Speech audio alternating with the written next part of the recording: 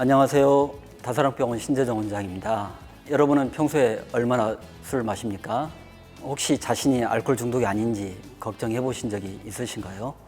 이번 영상에서는 알코올 중독이 어떤 상태를 뜻하는지, 그리고 꼭 입원 치료가 필요한 것인지 알아보는 시간을 갖도록 하겠습니다.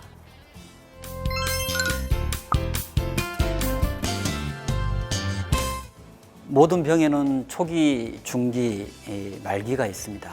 알코올 중독도 치료가 필요한 병으로 분류되고요. 초기, 중기, 말기 이렇게 단계가 있고 발전하게 됩니다. 알코올 중독에서 초기는 술을 마시는 하루만 절제가 안 되는 상태입니다. 그리고 며칠 쉬었다가 또 다시 술을 만취하는 일이 반복되는 경우입니다. 중기는 잠에서 깨서 눈을 뜨자마자 술을 마시기 시작해서 하루 종일 취해 있는 상태가 며칠 동안 계속되는 상태입니다. 한 번 마시면 며칠간 마시는 상태죠. 말기는 이제 1년 365일 항상 술에 취해서 있는 경우를 뜻합니다. 초기에는 외래 치료를 권하지만 중기부터는 입원 치료가 필요한 것으로 판단합니다.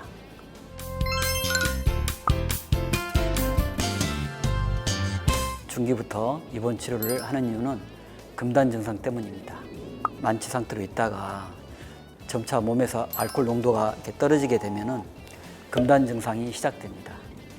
손이 떨리고요, 식은땀이 나고, 심하게 불안하고, 잠이 안 오고, 이런 여러 가지 증상들이 금단 증상으로 나타날 수 있습니다.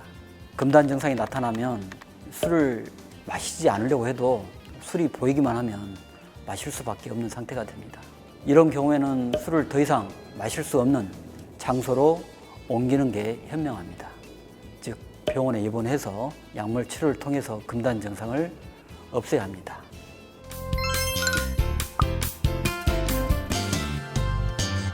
입원 치료를 시작하면 첫 일주일 동안은 해독 치료를 합니다. 금단 증상이라고 하는 게 갑자기 술을 탁 끊으면서 생기는 부작용이라고 할 수 있어요.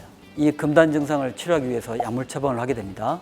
술을 마실 수는 없으니까 술과 화학 구조가 비슷한 이런 약물로 대처를 하는 건데요.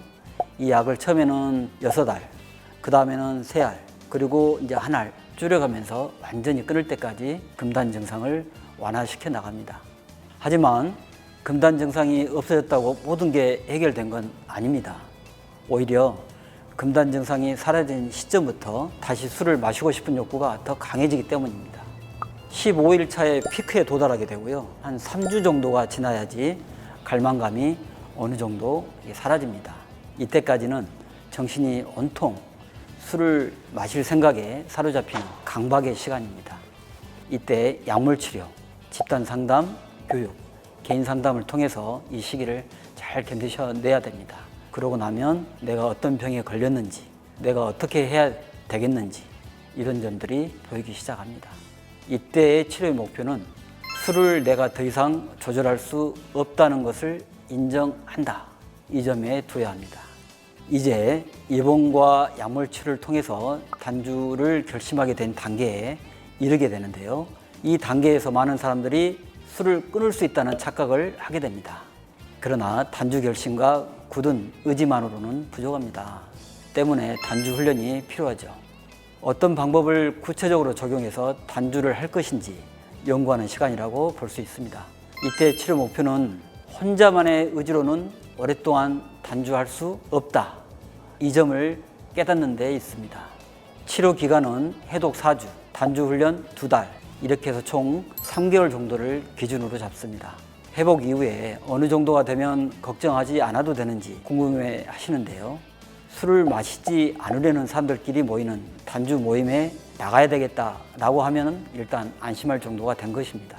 알코올 중독은 만성적인 병이라서 한 번의 치료로 회복이 되는 병은 아닌 것 같습니다. 퇴원 이후에도 단주 모임과 외래 치료를 통해서 의지가 약해지는 상황을 막고 술 문제 이면에 숨은 자신의 문제를 해결하려는 노력을 함께 해야 더 안심할 수 있는 상태라고 할 수 있습니다.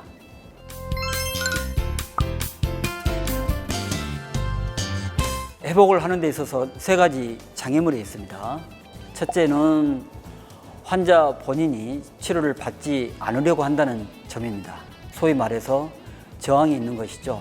다른 병은 통증이 수반되기 때문에 검사를 더 받으려고 하고 어떻게든지 완치하려고 하는 의지가 강하지만 알코올 중독은 스스로 문제가 없다고 판단하고 치료를 받지 않으려고 하는 문제가 있습니다. 좋아하는 술을 더 이상 마시지 말아야 한다. 이 부분에서 갈등이 일어납니다. 중독이 될 정도로 탐닉했기 때문에 스스로 결심하기 어렵고 옆에서 가족들이 응원이나 애원을 해도 치료를 받아들이지 않습니다. 치료를 진행하면서도 조금씩은 마셔도 괜찮지 않을까 하는 미련을 떨치지 못하기도 합니다. 둘째는 뚜렷하게 효과적인 약이 아직 없다는 점입니다. 현재는 아캄프로세이트라고 하는 한 갈망제를 처방하고 있는데요. 이 약이 술에 대한 갈망감을 100% 없애주지는 못합니다. 약 40% 경감 효과가 있는 걸로 보고 있습니다. 그래서 술 생각이 줄어들 수는 있어도 아주 없어지지는 않습니다.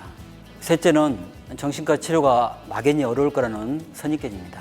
병이 더 깊어지기 전에 치료를 시작하는 것이 중요한데요.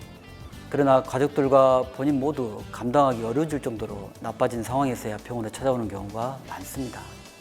마지막으로 알코올 중독이 의심되는 사람이 치료를 받지 않겠다고 거부한다면 가족들은 어떻게 해야 할까요? 술로 인한 문제가 있는 가정이라면 다들 이런 고민이 많을 것입니다. 어떻게 해야 하나? 내가 뭘 해야 현명하게 도와주는 것일까 고민하게 됩니다. 다행히도 요즘에는 각 자치단체마다 중독관리 통합지원센터가 있어서 전화만 주셔도 도움받을 수 있습니다. 비밀이 보장되기 때문에요. 걱정하지 마시고 연락 주시길 바랍니다. 정신건강의학과 전문의와 센터에서 직접 대면해서 상담을 받으실 수도 있으니까 적극적으로 이용하시면 많은 도움이 될 것입니다. 알코올 중독 쉽게 생각해서는 안 됩니다. 중독 증상이 의심되면 치료를 결심하고 빨리 병원을 찾아야 합니다. 무엇보다 알코올 중독도 병이라는 인식이 중요합니다. 외래진료, 병원 입원, 단주 모임, 전화 상담 등 여러 가지 방법이 여러분을 도와줄 것입니다. 함께 노력할 때 알코올 중독에서 벗어나 건강한 생활을 누리실 수 있습니다. 저희도 최선을 다해서 돕겠습니다. 감사합니다.